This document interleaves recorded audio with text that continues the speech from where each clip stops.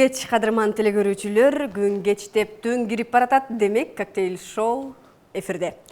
Албетте, сиздер күткөндөй эле коктейль шоудо сиздер күткөн, сиздер сүйгөн инсандар конокто болот жана биз биргеликте коктейль жасайбыз. Бул иреттагы өзгөчө сиздер көптөн бери күтүп келген өзгөчө инсандарды, чыгармачыл инсандарды чакырып отурабыз. Чакыруудан мурда бир нерсени баса белгилеп айткым келет. Бул адамдар Ош шаарынын көзгө басар сулуу айымдары, ырчы айымдары. Демек, шаңдуу музыканын жана сиздердин дүркүрөгөн кол чабууларыңыздын алдында тосуп алалы. Жайнагүл Тентиева жана Айжамал Асылбекова.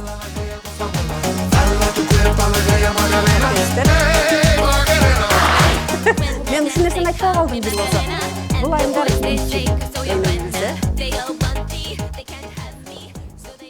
баягы айтат го, оюңузга боюңуз дегендей жарашып келип калыпсыздар. Келип калдык. Кош келдиңиздер. Чоң рахмат, отман кечиңер менен. Эң биринчи суроом ушул болсун. Бул жумада кандай жакшы иштерди жасап үлгүрдүңүздөр?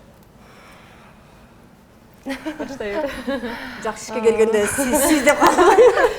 Жок, эми сага жакыныраак турат да ошол себептен. Сиз деп баштайбыз. Бул жумада айтып өтсөк, эми бул баягы өзүбүздүн жеке жашообузда болгон нерселерден биз өзүбүздүн атабызды ушул баягы ый корозо айында умрага жөнөткөн элек, 1 айлык умрасын өтөп келди, анан атабыздын жанагы кичи ажы той деп коет го, ошондойун өткөрүп, мен чоң иш бүтүрдүм десем болот да. Ошондой той өткөрүп, жыйынтарың алып келдик. Чоңураак каражат коштуңузбу же көбүрөөк кызмат кылдыңызбы? Каражатын да коштук, кызмат, материалдык жактан, моралдык жактан, бардык физический жактан десек да болот. Демек кабыл алдык. Бул жакшы нерсе. Эң негизгиси ата энеге багытталган нерсе жакшы да. Жайнагүл эже, айым. Сонун экен жаңылыгың. Азыр отон элесиңби? Салыштырып көрдүңүзбү кимдики жакшыраак экенин? Мен ата энемди көлгө жөнөтөйүн деп атам. Азыр сезону болуп калды анан. Кудай буйруса менде мен жаңы конушума көчүп кирдим. Бир жума эле болуп калды. Дагы оңдоп түзөө иштери толук бүтө элек, бирок азыр өзүмдүн үйүмдө. Өзүңүздүн үйүңүздө баса белгилеп айтып кетели, сиз турмушка чыга элексиз? Жок. Демек өзүңүз үй алып, бул да болсо абдан чоң жаңылык, кут болсун. Үйүңүздө жакшы адамдардын жакшы тилектери жаңырып, изи суюлбасын. Сүйүктүү телекөрүүчүлөр, мына ушундай маанайда, мына ушундай таризде биздин коктейль шоу башталды. Алдыда чыгармачылык жана жеке жашоо тууралуу да көбүрөөк кеп калалы. Каршы эмессиздерби? Жок. Сөзсүз түрдө. Айтып беребиз. Макул. Эң негизгиси биз коктейль жасайбыз, андыктан бизден эч кайда алыстабаңыздар. Азыр болсо, мына ушул жогоруда айтып өткөн эстрада ырчылары, бийчилери, сулуу айымдарынын клиптеринен кыскача үзүндү коюп берели. Кийин улантабыз. Hayvanayın apagimde açu sözünde bakin Kağılayın atagimde kaptı sözünde bakin Kanat bolup kandan bütkön kalın cırtın balakin Hurmat bolup tangdan bütkön hulu cırtın balakin Canım canım canım oyun Suyup algan jarım oyun Kaynap durgan yazım oyun Dübülüp koy sevdik oyun Canım canım canım oyun Suyup algan jarım oyun Kaynap durgan yazım oyun Dübülüp koy sevdik oyun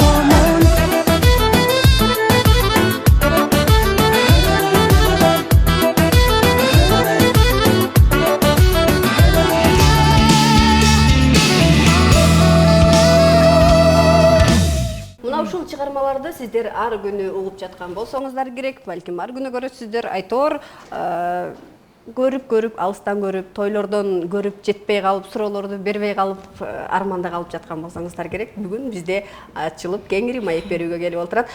Жайнагүл айым байтан бери айтып, кабатыр болуп атат. Мен бул капталмай отурушум керек эле депчи, келгиз мындай реалдуу эле турмуштагыдай эле алмашып алалы. Алмашалайлы эле. Мен силерге суроо берейинби ошондо?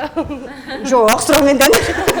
Кош келиңиздер. Жок, бул жакшы экен. Сиздин суроолоруңуз барбы дейт. Дагы бир нерсени баса белгилеп айтайынчы. Айжамал айым биздин кесиптеш. Эртең менен ар күнү баягы телекөрүүчүлөргө шаңдуу маанай тартуулап телеканалда алып барчу болуп иштедиңиз. Канча убакыт иштедиңиз? Телеканалда эмгектенип жатканыма 3 жылдан ашык болуп калды, аралашып жумуштайбыз.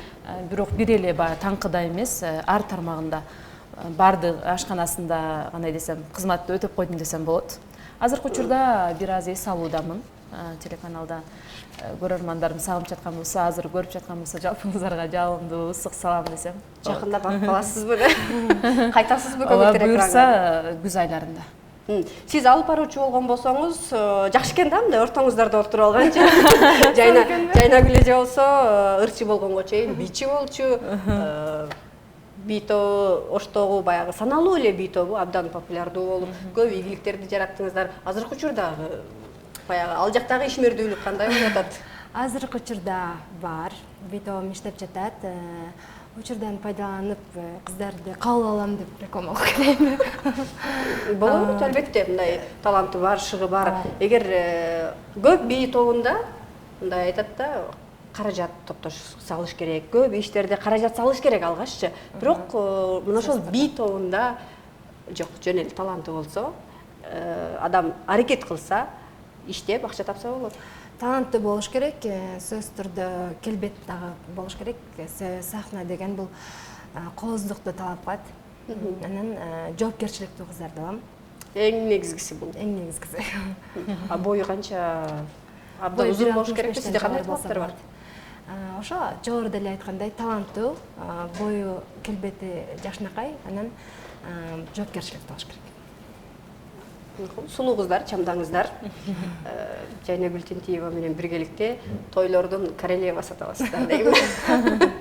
Жакшы. Той сезону деп жаңы эле айтылып өтпөдүбү? Баштадыңыздарбы, чыгып атасыздарбы дегендей? Ооба, ыйык Рамазан айында мына орозону кармап, жакшы ниет кылып, анан кийин орозо бүтөр менен эле жакшылыктар башталды. Бизде кыргыздар баягы орозого чейин шашылып той кылышат, анан орозодон кийин дагы белгилеп коюшат го тойлорунчу. Ошол буюрса элибиздин жакшылыгы түгөнбөсүн, анан жакшылыктарда кызматты баштадык, кызматта болуп атабыз.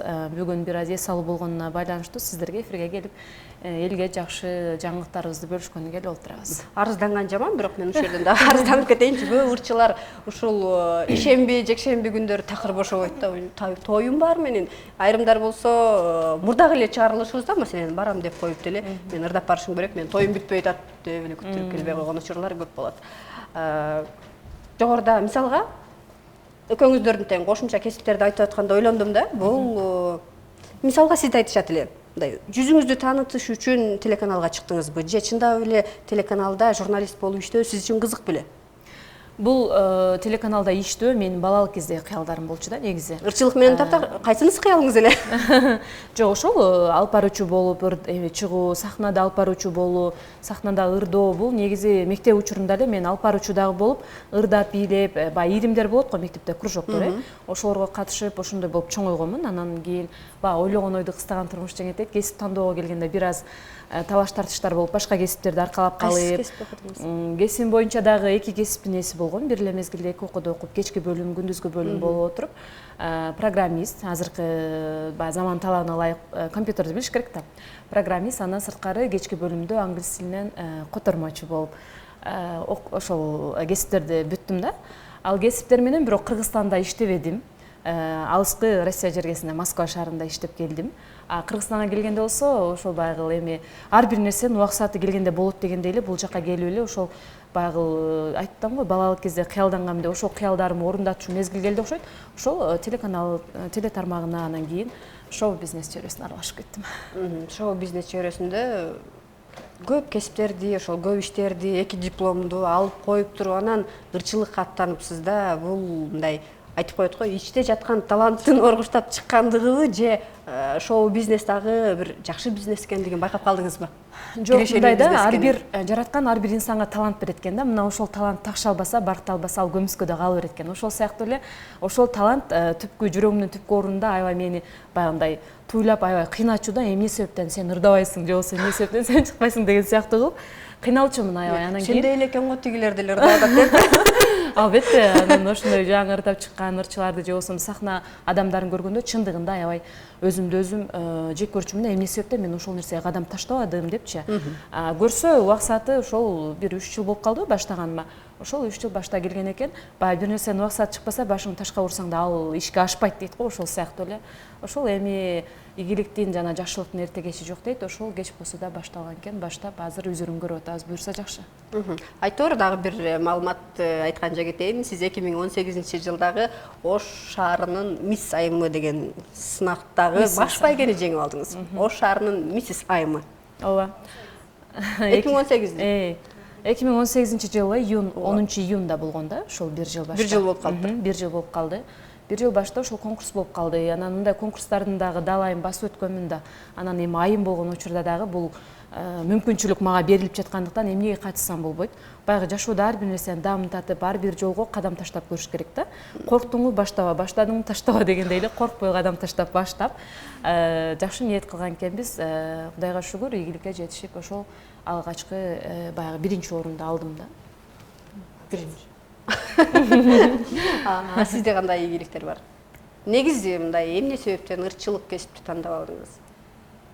Мен деле кичинекейимде негизи баал кыялдарыңда ар ким болгон келет го.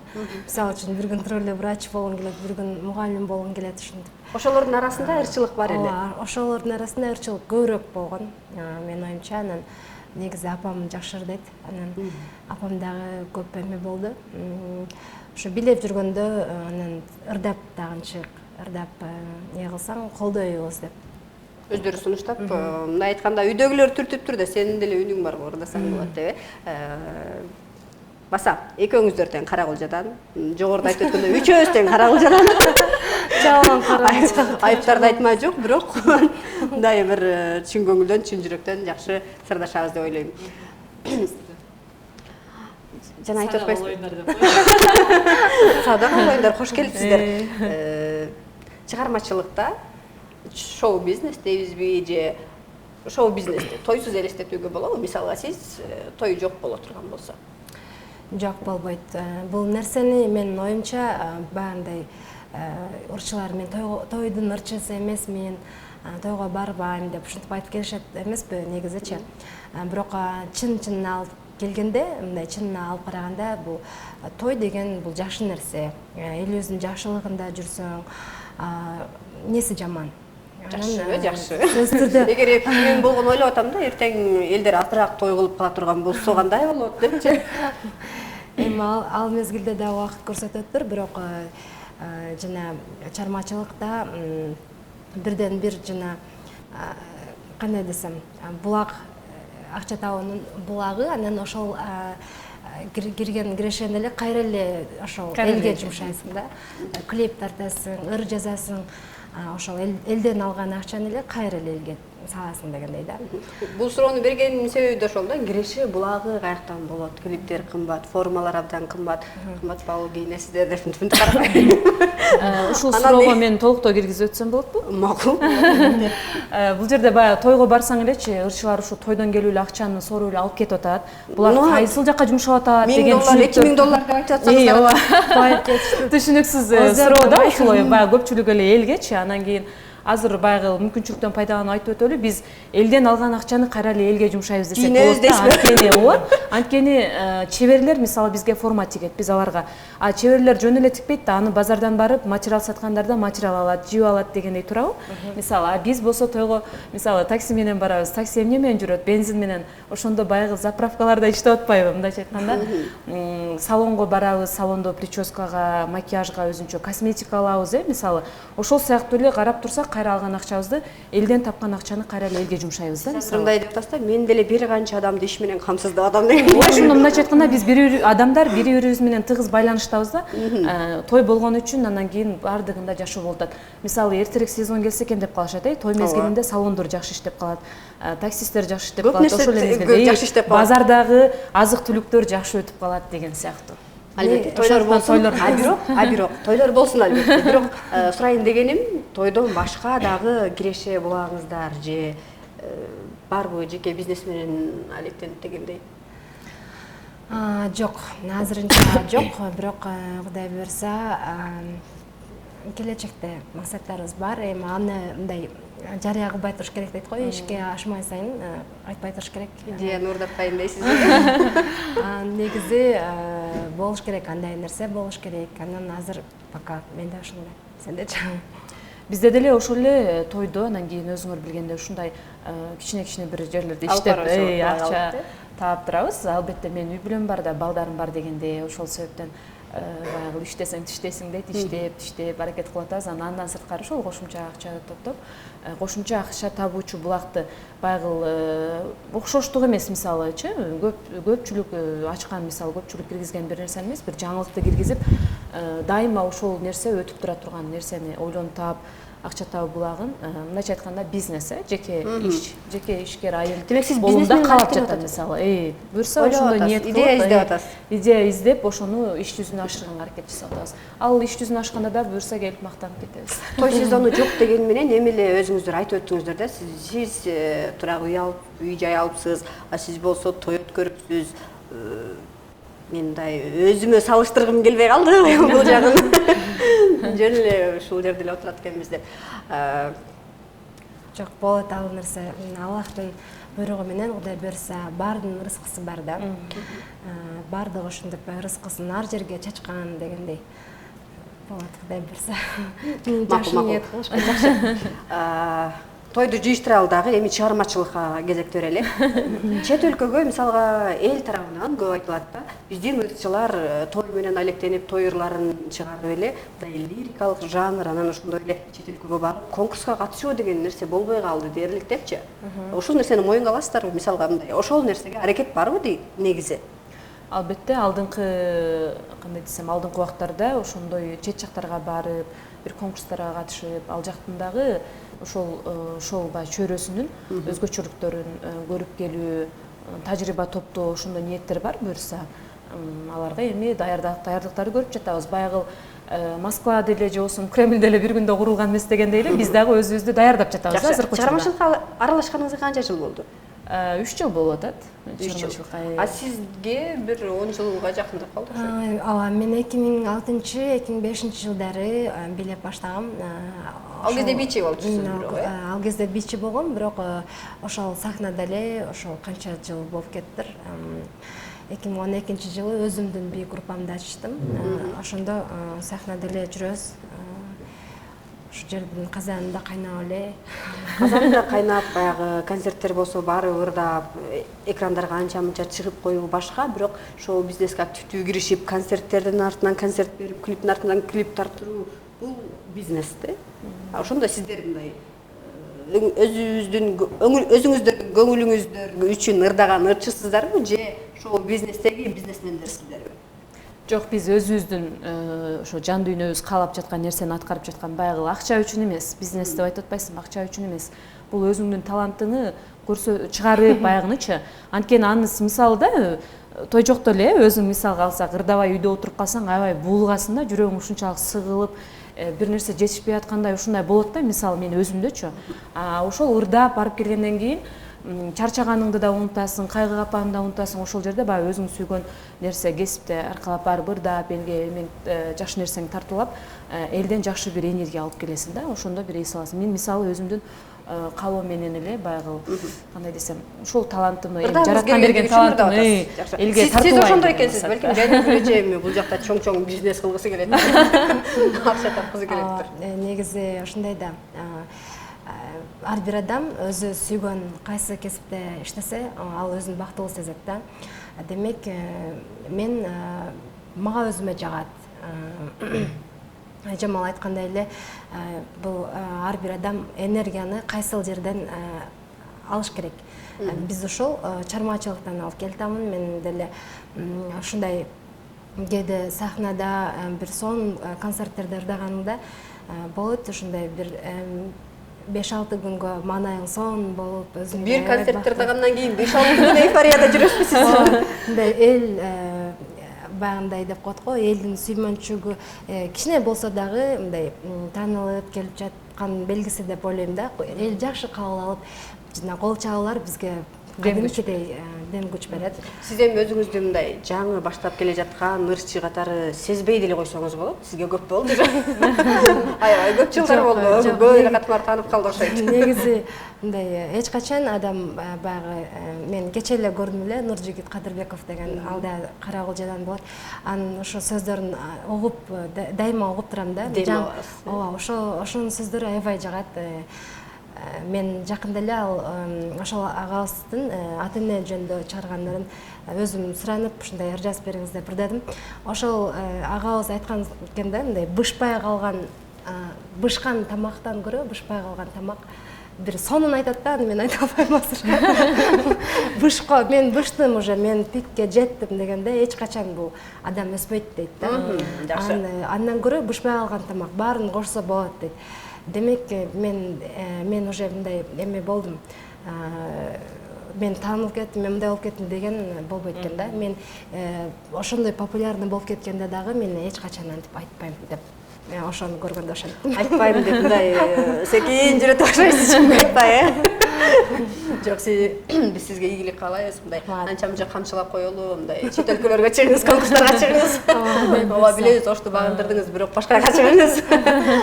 Жогоруда жакшы айтып өтпөдүңүздөрбү? Ырдап калгандан кийин сиз 5 күн эйфорияда, сиз болсо жакшы дем аласыз. Демек, мындай ырдоого кезекти берейин. Бизде бир атайын уюшулган оюн бар эле. Не кылабыз? Оңой эле. Не кылабыз да? Ойнойбуз. Оюн ойночу кез келди. Оюн ойночу кез келди. Так. Кемеге түшкөн жаны бирдей, эмне кылсаң да баарына даярбыз. Макул, анда мен деле мындай. Просто мынча көп бул. Бул көп, канча көп болгону ушунча жакшы да, сиздерге варианттар булар.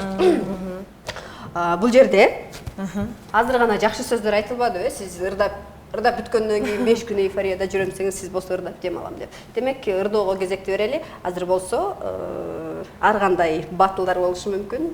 Биз азыр ырдоо батылын уюштурабыз. Алдыңыздарда бул жерде көп, өзүңүз айткандай, көп кагандар. Бул сиздин мүмкүнчүлүк, тамгалар. Бирден алабыз. Жана бул жерде тамга бар. Ошол тамганын башталышындагы ырды ырдап кетүү керек. Таппай калсаңыз, сиз улантасыз. Мындай айтканда, экөөңүздөргө упай топтойбуз. Ким жеңилген болсо, коктейль жасайбыз. Ким жеңип алган болсо, эрмек кылабыз бул жерде отуруп. Коктейлди ичебиз, Анан мындай баа беребиз, сындайбыз дегендей. Биз сындайбай жакшы көрөбүз го. Демек, баштадык. Алгач сизден башлай берели.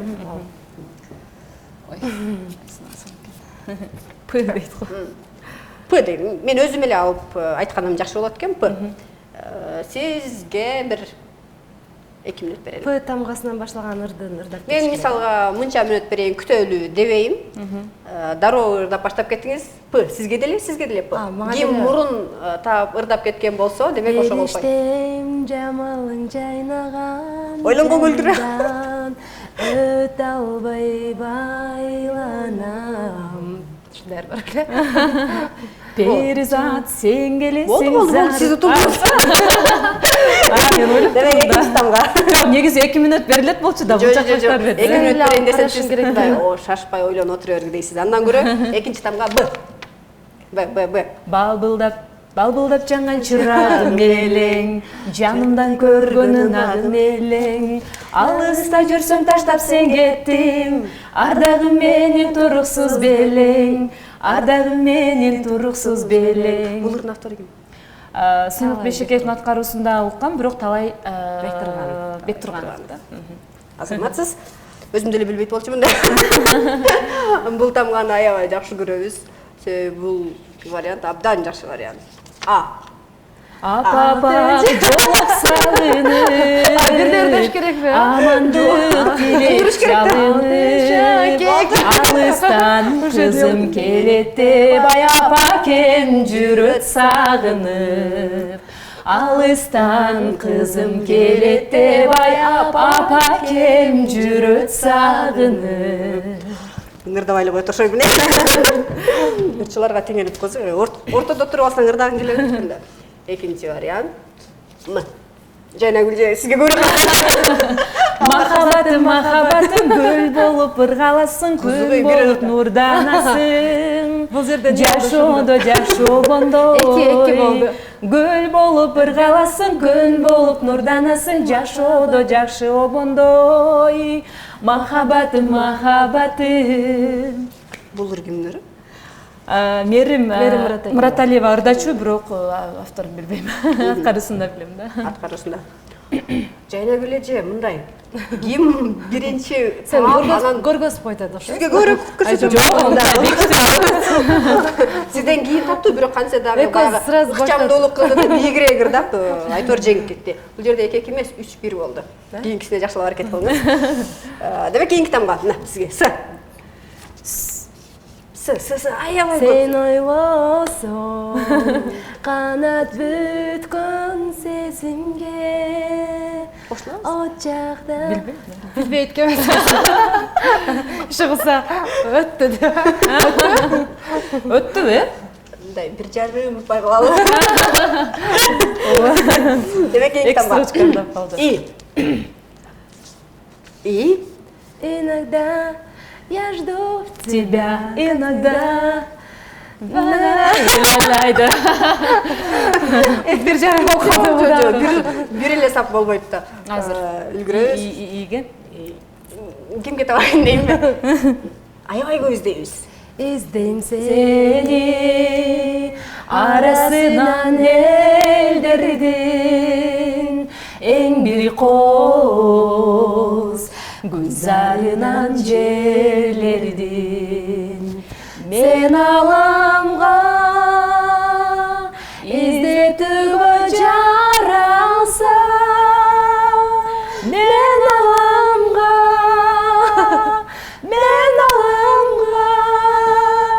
дайым сени издөө үчүн келгенмин. Ысбай Абдыкадыров, Карагулжа деп койгон. өзүбүздүн агабыз. Демек кийинки тамга. Баса бул ырдын упайын сизге беребиз. Неге? Мен да ырдаштым го. Сиз баягы Жарым болсун.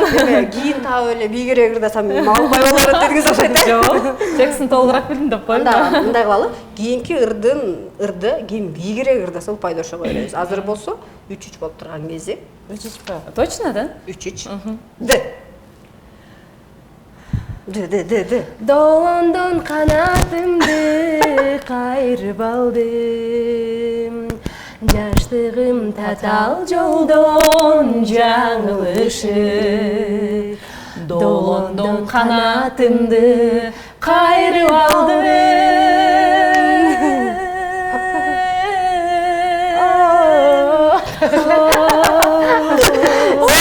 Сиз туура эле түшүндүңүзбү? Азыр мен канча бийик болсо упайды ошого берем дедим.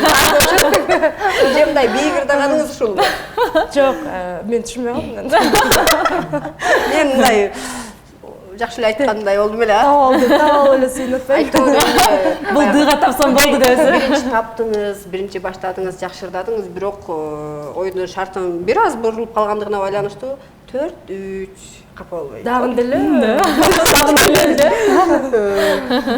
Бул кийинкисинде бул кайсыл ыр болбосун, ким көбүрөөк созо ала турган Строчка болсо, көбүрөөк болсун, текстин строчкасы. созгон болсо, созобуз. Түшүндүңүз да? Демек баштадык. Ким көбүрөөк созгон болсо, упайды ошого беребиз. Там там там та там тарарарам там там там там там тарарарам там там тарарам там Аягын созобуз. там там тарам там там тарарарам. Ушул жеринде созо албайт элегиз. Караңчы упайлар кетип атат. Макул. 5-3. Саналуу мүнөттөр калды. Дагы болсо сизде шанс бар.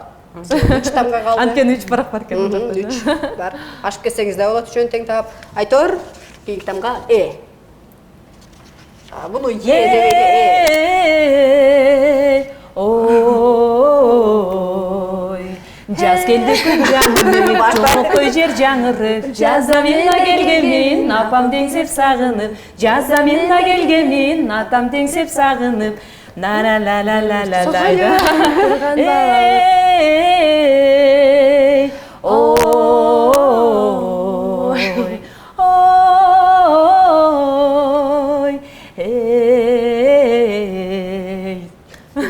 Үндөбөй турдум, бир айтпасында мынау быдыл үнүн угузбай койду дебесин депчи.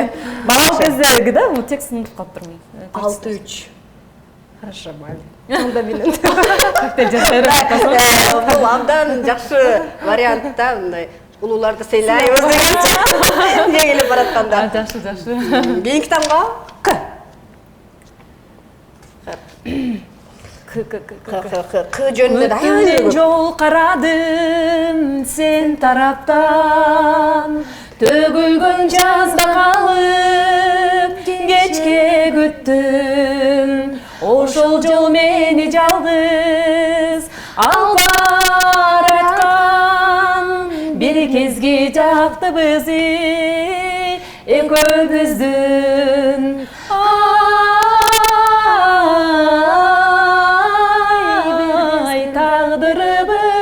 Biz күткөн экөөбүздүн Сөздөрү ошо жок.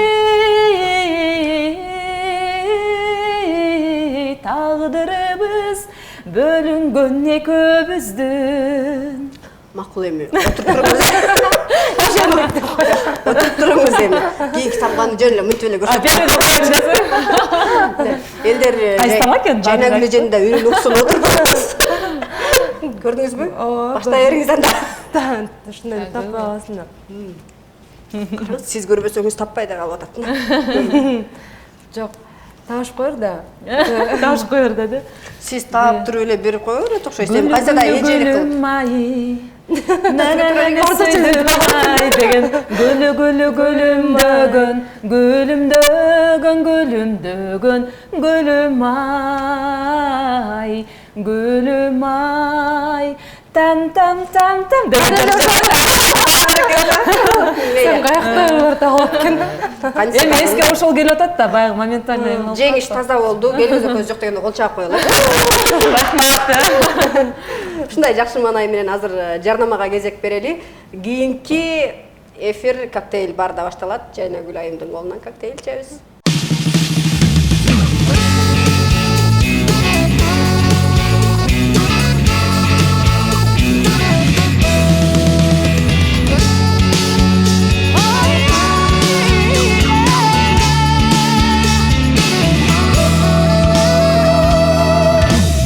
Дагы бир жолу кутмандуу кечиңиздер менен биз коктейль бардабыз. Демек, Жайнагүл айым бүгүн коктейль жасоого билекти түрүп, катуу даярданып турган чагы. Кандай кылайын деп байтан бери кызуу даярдыкта. Демек баштайбыз. Бүгүн керектүү азыктардын бардыгы даяр. Куюп, аралаштырып, кооздоп кесүүнүн такыр зарылчылыгы жок. Болгону буларды утуп алып кошуу керек. Түшүндүңүз да? Утуп алып. Не, сурап бересиңби сага? Ооба. Демек, баягы чыныгы оюн ушул жерде башталды. Тиги жерде жакшыраак аракет кылганыңызда азыр отурмаксыз. Чыныгы эмгек ушул жерде башталат. Ушул жерден мындай айтканда аракет кылып, бүгүнкү баягы акылдуу, сулуу мисс айымыбызга жакшы коктейль жасап берели. Демек, баштадык. Алгачкы суроо. Эгер суроого туура жооп берсеңиз, мен сизге коктейлге керектүү азыкты сунуштайм, маселен, балмуздак. Эгер суроого туура эмес жооп берип таба албай калган болсоңуз, анда таптакыр керексиз же болбосо коктейлди буза турган азыкты сунуштайм, маселен, уксус. Алгакта, ушул жерде барбы? Ушул жерде. Коктейлди кошуш керекпи анда? Эми уксус кошулган коктейль буга чейин болду. Тилекке каршы таппай, суроого жооп бере албай Суроолор калдык. кандай, эмне жөнүндө? Суроолор ар кандай. Эң негизгиси баягы логикалык суроолор. Демек, алгачкы суроо. Өтө бат жооп берүүгө аракет кылыңыз. Азырынча жардам бербей турсаңыз болот. Демек, алгачкы суроо. 4-чү нота кайсыл? Эсептемей жок. Бирөө эсептеп бардыңыз да, мындай бир аз оюндун шартын бузуп Жок, сен сразу бергенде табылбай каласың. Эмне кылыш керек? Балмуздак сиздики? Үчөөбүзгө баштай берсеңиз болот. Бөлүп салайын, Ооба. Жайнагүл эже, негизи ашканага кандайсыз? Ашканада негизи чынын айтыш керек, көп убакта болбой калам кечинде. Негизи мындай тамак жасоо сиздин хоббиңизге киреби, кирбейби? Негизи кирет. Хобби болуп эсептелет. Илхам келгенде, Илхам келгенде башка убактта барганда. илхам келгенде сөзсүз түрдө бардык жумушту баягындай илхам менен жасаган жакшы го. Илхам келгенде жакшы эле коем. Башка убактачы? Битсин экен жаман деп. Башка убакта негизи баягындай го. Үйдө жаш коноктор келсе, аябай берилип сонун тамак жасап. Үйгө жакшы коноктор келсеби же көбүрөөк коноктор келсеби? Көбүрөөк келгенде үйдө апам болот, жеңем болот. Тескерисинче меню бузулат дейсизби? Макул, кийинки суроого өтөлө эле. Францияда, мисалга, сиздерде экөөңүздөрдү тең күчтүү айым, сулуу айым деп айтам, бир эфир башталгандан бери кайра кайталап атам. Бизде бир термин бар, темир айым дегенчи. Ошол Францияда эмнени темир айым деп аташат? Робот да? Робот темир айым, бирок роботтун бир аз башкачараак түрү бар да, өтө белгилүү болгон түрү бар. Биз жактан баргандар, башка жактан баргандар, баары сүрөткө түшкөн жер бар. Мына ошол нерсени темир айым деп айтышат да.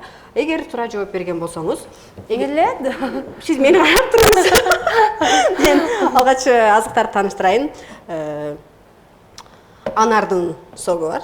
Туура жооп берген болсоңуз ушуну кошолу. Эгер адашып калган болсоңуз, шоколад пюреси дейбиз, бирок дагы таптакыр башкачараак, бирок ушуну сунуштайм.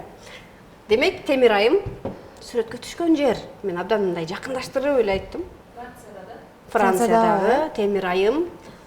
бул темир айым болгон Элизабет дегенimiz. Нет. робот да болсо керек. Абдан жакындашып бардыңыз. Бирок эмнени, кайсыл робот? Өтө белгилүү нерсе да булчу. Барып сүрөткө түшөт. Элдин баары Франциянын айтарлык бир жүзү десек да болот. Негизги белгилеринин бири болуп эсептелинет. Чакка чыкпагандарыбыз ушул жерден билинип атты. Неле? Франция дегенде эмнени элестетесиз, мисалга? Франция дегенде эмнени элестетесиз? Мен мисалга Францияга барып калсам, сүрөткө түшкүм келет.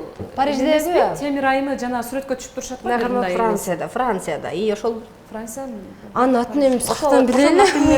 Ошол да, ошол мост кыскасы. Ошол мындай темирден жасалган. бир жакшынакай коктейль кетип атат да. Бизге мына анардын согу керек. Аракет кылыңыз. Мен ошол жерге барып сүрөткө түшкүм келет. Ошол Сиз деле ошонун балким. атаашын табышыбыз керек да. Кетет. Кете Элизабет да вот. Мен Эфир да. Сиз мындай чет өлкөгө конкурска эмес, мындай барып келишке деле кызыкпай тапшайсыз. Жок, негизи барып келгем, бирок Айтып атат.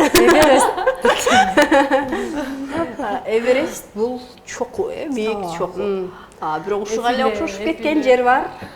Сүрөткө түшкөн, өтө белгилүү Франциянын мындай айтканда. Мына телевизордун учунда турат. Логотиби десек деле болот. Абдан окшошуп кетет.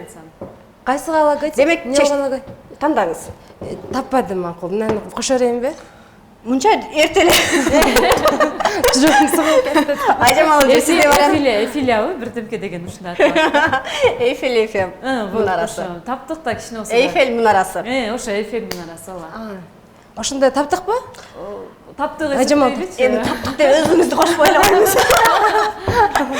Кетет деп ата. Экөөнү тең кошуңуз, сиз таппай калгандыгына байланыштуу. Экөөнү теңби? Рахмат. Анаке сен айыңан мен азыр жакшы эмес коктейль ичип калам деп. Карап көрүп, баягы кереги жок азыктан азыраак кошсоңуз деле болмок. Ошондойбу? Бул ошо шоколадный бул. Койсоң болот. Эми Макул, дагы Багында көрөбүз. отет менде. Бүгүн Уйкусурап атам дебеңиз. жок. Кеч киргенде. Уйкусурап эмес, ошондой отет. Кече бизде мындай болот да, түн менен күн алмашып калат. Анан түнү уйкуң келбей, мындай аракет кылсаң дагы ушундай уйкуң келбей. Жок, анда азыр Анан эртең менен турганмын, 2 саат уктагам да, ошого мындай кичине Жолдам. Азыр сиздин мындай айтканда оталып турган убагыңыз экен да мына чыгып ырдайм азыр тойду баштайм деген күчкө толуп. Жок, наоборот деп атпаймынбы? Макул, аны дагы эске алабыз. Кийинки суроо анда жоопсуз эле калат окшойт. Чындыгында эми билген адамдар билет да. Бул жалпы кругозордук суроолор болгондуктан кантсе да кошуп койдум эле, бирок түңүлүп баратам. Ошентсе да айтайын. Наркозду ким ойлоп тапкан? Наркозду? Наркозду Жок, кечирип коюңуз. Суроону бир аз мен дагы алып уча баштадым, андай эмес. Наркозду кайсыл дарыгер берет? Сиз негизи жашоодо колдоносузбу мындай? Жанагындай уктай албай жаткан кезде врач берет да, бирок врачтардын да ар биринин аты болот го. Мисалга сиз эстрада артисти, мен журналист. хирург бул. Хирург эмне кылат? Операция жасайт. Ошондо наркозду берген Операцияга кирип аткан адам берет да. медсестра берет. Бизде бардыгы медсестра чече берет. Врач жокто диагноз кое берет. Наркозду врач берет. Эми операция жасайын деп атканда Ошол наркозду берген дарыгердин өзүнүн дагы мындай айтканда аты болот экен да. Ай, мынча кыйын суроолор. Биз аларды каяктан билели? Ушуну каяктан кошуп калдым, өзүм да билбейм. Чындап. Эфир баштала электе эле түңүлүп калдым өзү дагычы. Башка суроолоруң барбы? Эми буга деле азык бар да кошуп койбойлубу? Наркозду наркологдор берет да. Наркологдордун ичинде дагы бөлүнөт экен. Анестезиолог деген. Анестезиолог. Бул сиздер үчүн дагы, биз үчүн дагы эстеп кала турган кругозордук бир маалымат болду окшойт. Эстеп калыңыз. Азыр болсо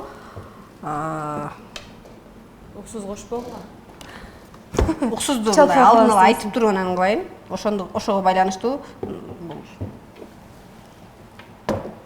мультифрукт дейбизби, же жемиштердин апельсин кошулган сок эле ушудан кошуңуз. Кийинки суроо. Негизи айымдар кыз болуп жүргөн доор башка да. Сиз мисалга эмнеге турмушка чыкпай жүрөсүз деген суроону берейинчи. Бул мен неге деп бунун себебин айтыш деле кыйын да негизи. Бирок баары кыз болуп жүргөн жакшы туурабы? Жакшы жагы бар.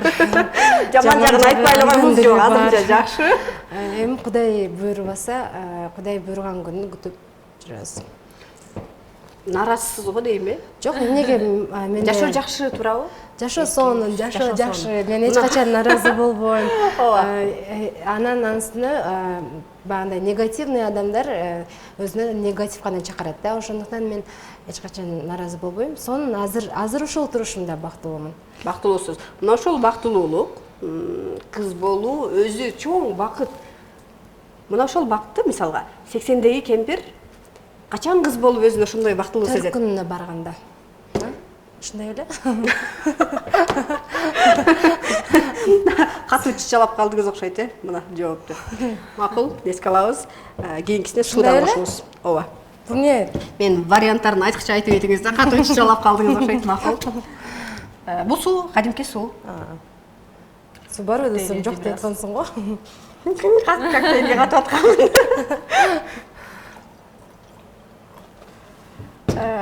Сон болтет окшойт, Коктейлбиз. Шоколадты кошпогонуңузда чындап сонун болмок. Неге шоколад сонун го? Шоколадты жакшы көрөт окшойсуз, ширини. Демек кийинки суроо. Саякат кылганды жакшы көрөсүзбү? Ооба. Деңизде саякат кылгандычы? Кыялымда бар. Ошол деңизде саякаттоону эмне деп айтабыз? Деңизде саякаттоону, Мисалга тоого чыкканды башкача атайбыз, чөлдү башкача айтабыз. Эми деңиздин үстүндө саякаттоону көп колдонулат. Термин да алай, ошо термин табыш керекпи?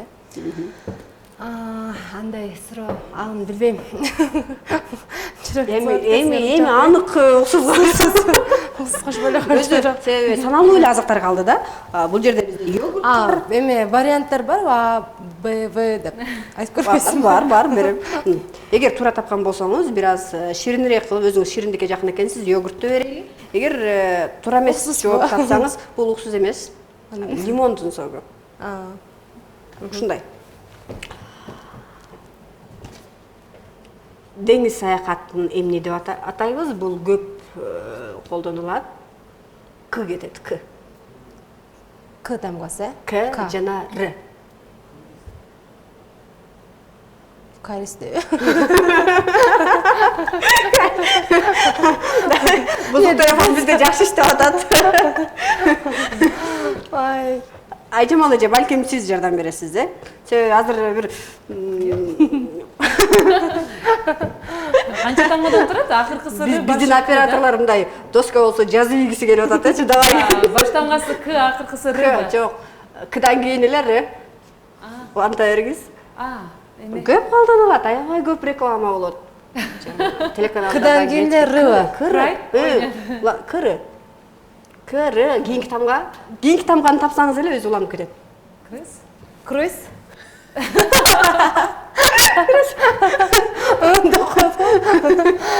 Ой. Не болду? Демек Таппадыңыз таппадыңызбы? Таппадыңызбы сиз дагы? Вариант болобу, болбойбу? Айтып койчу баштан. Канча жолу айттым айтам бери. Жок, мындай айтып коет да баандай. Деген. Ал жагда мына Круиз. Крис. Круиз. Крис. Жок, бул термин менен чындап эле тааныш эмес окшойсуз. Круиз деп баргандан кийин сөзсүз таап алышыңыз керек болчу. Демек, лимон согунан алыңыз. Бул термин круиз. Круиз. Мындай логикалык суроолорду кылсаңар болмок экен. Эми алар менин үчүн канча Биз мындай ырчылар саякаттоону жакшы көрөт, деңизге барууну андан да жакшы көрөт деп. Мындан кичине эле барсам болот, Көз болжолуңуз балким мындай ачуураак кылып Айжамал эжени бүгүн бир сыйлагыңыз келип аткандыр. Демек, акыркы суроо болот. Йогурт утчу. Iya. Йогуртту алчы дейм, упай. Йогурт кошуңуз келип атат, Эгер утуп алсаңыз йогурт берели, эгер утпай калсаңыз анда бул жакта бая утпай калган неме бар эле. Варенье. Варенье. Кадимки ачуу алча деп койдуңуз, алча. Ошонун вареньеси. Демек, бул оңой биздин шаарда бар, башка шаарларда бар, чоң шаарларда аябай көп жүрүп бараткан тепкич. Аты эмне эле? Эскалатор. Кол чаап коелучу. Сиз негизи мындай кечирээк ойлоносузбу же биз тез сүйлөп коюп атабызбы? Жок, эме кичинекейимден бери эле ушундаймын. Апам айтат да, мындай бир нерсени кечирээк кабыл алам дагы, если кабыл алгандан кийин унутпайм да. Ошондой. Демек, Бүгүнкүлөрдү унутпайм деп калбадыңызбы? Мен аябай тез унутам, кеч да кабыл алам, тез да унутам. Демек, сизде азыр ушул сөзүңүздү тастапчы. Жанагы айтылган сөздөн наркозду кайсы дарыгер берет экен ошо? Жок, антип атпайм да. Айтпай эле калдым. Эмне айттыңыз го? Жок, азыр да мындай уйкусуп атам, мындай. Акыркы кайсыны эстеп калдыңыз анда? Деңизде саякат эмне дейбиз? Круиз беле. Макул эми, рахмат ошону эстеп калганыңызга. Да. Буну таап алдыңыз, Аныгыраак Айжамал эже таап алды. Өзү катуу аракет кылды, йогуртту кошолучу деп суранды. Мынаны кошолу, көз болжолуңузга карап. Ашырып койгон болсоңуз Айжамал эжеге белек кылабыз.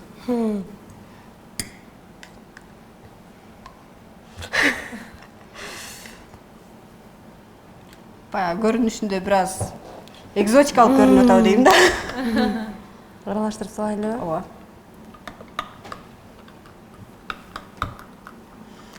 Аралаштыралы. Силердин светиңер дагы чарчатып коет экен. Себеп? Светтер дагы. Экзотика демекчи.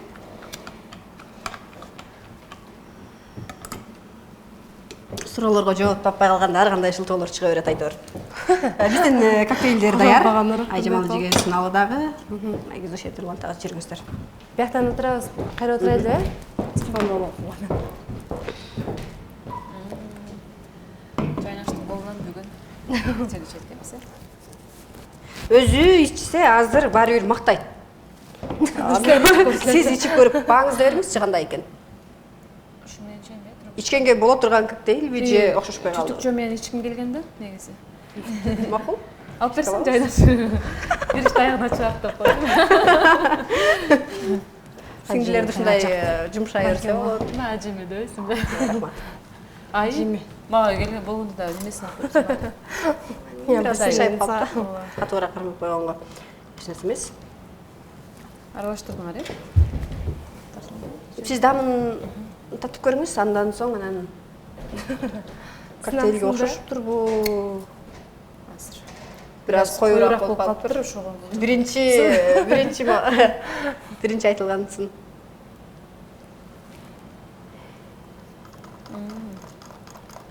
Жакшы болуптур. Бир аз шириндиги азыраак. Мындайча айтканда тузу кем тамак болуп калат го, тузу азыраак деп коет го, ошол сыяктуу болуп калыптыр да.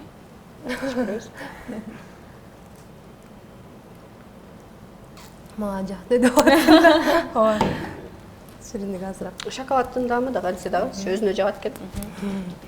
Шириндиги азыраак. Мен сырттан көрүп мындай мынчалык баалаган эмес элем, бирок аябай чындап эле жакшы коктейл болуптур. Көрүнүшү дагы аралаштыргандан кийин өзгөрүп кетти го. Ооба, коричневый или бежевый болуп кетти. Ичсе болот. Демек аягына чейин ичип койсоңуз да болот. Өзүңүзгө жактыбы деги? Ооба. Ошондой болсо дагы. Сизге жакпады? Жок, жакты, аябай. Чоң Рахмат. рахмат. Жакшы болду дегендей. Анан ошондой болсо дагы баягы азыраак ырдап калдыңыз эле. Азыр бир ырдап үнүңүздү элге мындай Ырдайлы, бузуп коюуга мүмкүнчүлүк береличи коктейлден кийин. Уйку сурап атам деп атпайсызбы? Уйкуңузду ачып кетиңизчи бир ырдап. Азыр кайсыларды ырдасак экен? Өзүңүз мисалга үйдө тамак жасап атканда, жайлуу болуп жүргөндө ырдаган ыр болот го? Сен азыр дедиң го, ошо кайра эле кубама келдет. Бардыгыбыз үчүн ата-энелерибиз бул теңдешкис адамдар. Ошого жана апапак жол салып деген ошолор даам келдет. Айжаманчы кошулабыз. Же коктейл ичип турсаңыз. Апапак жолук салынып, амандык тилеп жалынып, алыстан кызым келет деп ай, апакем жүрөт сагынып. Ар дайым жарык манайың, агарып барат самайың. Алпештеп бизди өстүргөн ай, апалар жашот алайым. Апакем жашот алайым. Кошалар. Апаларга салам айтам, өзүм апам. Ооба, учурдан пайдаланып, апаңызга жалындуу ысык салам жолдойлу.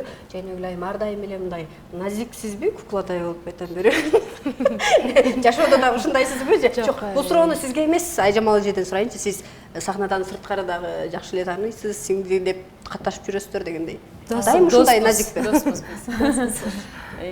Жашоодо жок, жашоодо эми мындай да, көбүнчөсү бирок назик чындыгында. Анан кийин баягы ар нерсенин орду болот дейт го, анан кийин мисалы баягындай, кандай десем, ачык айрым, анан митам деп коет го, мындай биздин тилмен айтканда. Митам кызбы? Ошондой учурда, ошондой, кандай десем, мүнөзүндө чыгып калат. Албетте орду менен да бардык нерсе. Эми эфирге келгенде ар бир нерсенин талабына ылайык жооп берет десем болот.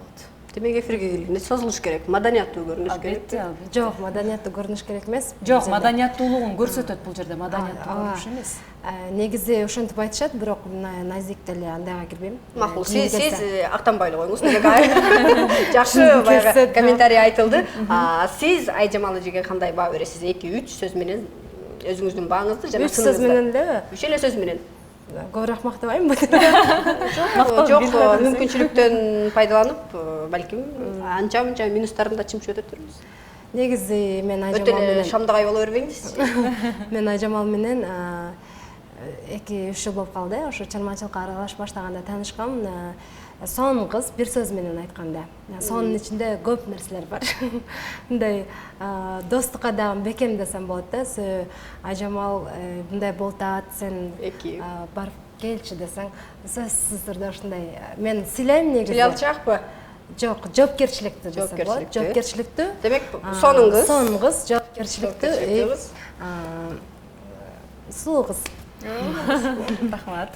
Өзү үчөөнү да зорго толтурдуңуз дейинби?